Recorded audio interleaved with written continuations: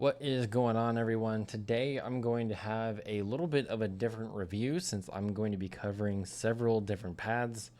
I'll be covering the whole lineup from OdinGaming, and I wanted to touch on each one by one, and then kind of just talk about my overall thoughts as we get to the end. So, the very first one I have is the OdinGaming Eclipse. It is the most used pad that I have out of the list. Personally, for me, I haven't really enjoyed using this. I think it's a really good control pad, provides a lot of good control.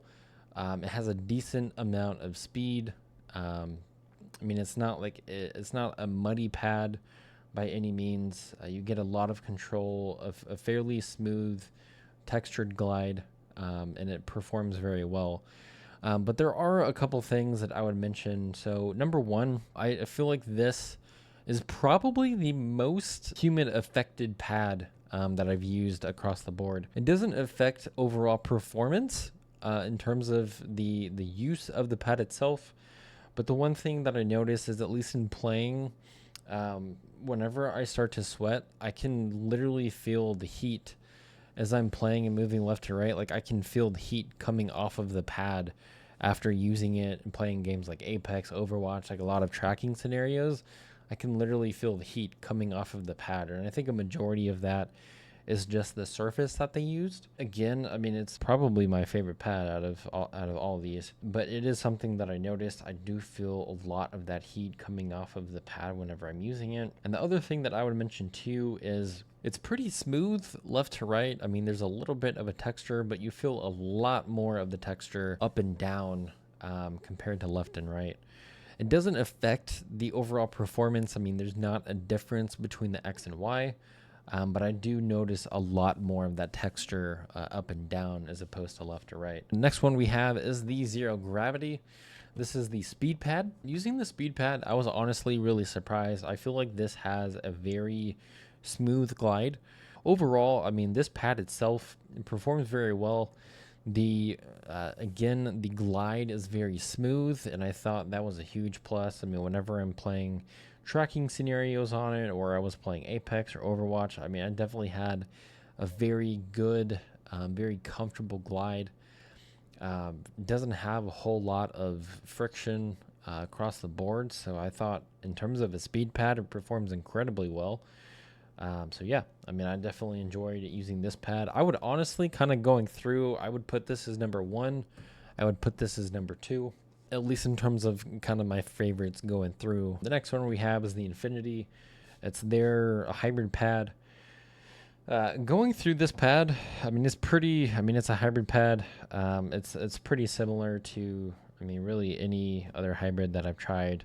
It's pretty close to something like the Last Stand. It's similar to something like the Vagabond from Infinity Mice. I think the Infinity Mice Vagabond, I think, has a little bit more speed. Um, so, I mean, personally, at least in terms of the hybrids that I've used in the past, the Vagabond is still my number one. I would put the Last Stand at number two.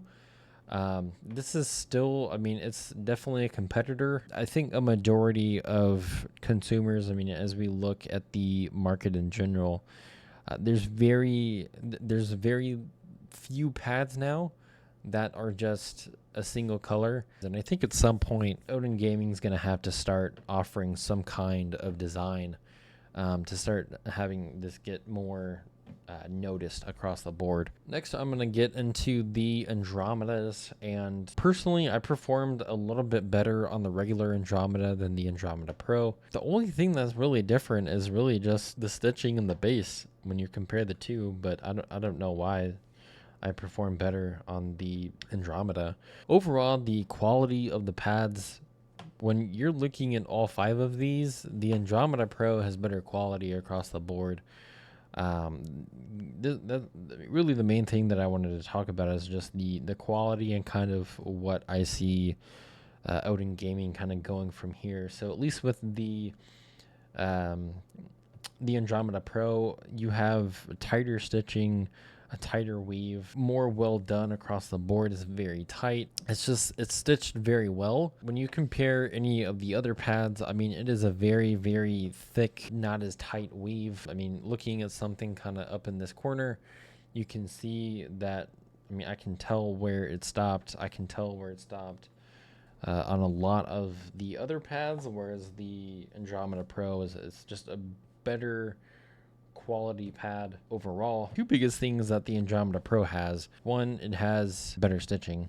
Two, because of the base, it's flat packed, and I mean, it's a very massive difference, at least in terms of the quality of the pads. I think if anything, really the main thing is kind of just updating the quality. I think the stitching is a little dated, and I think at least for most pads now, I think a majority of them are coming flat packed. So better stitching, flat packed, and I mean, maybe updating the base, updating it with some designs. I think these would be a lot more competitive in the market.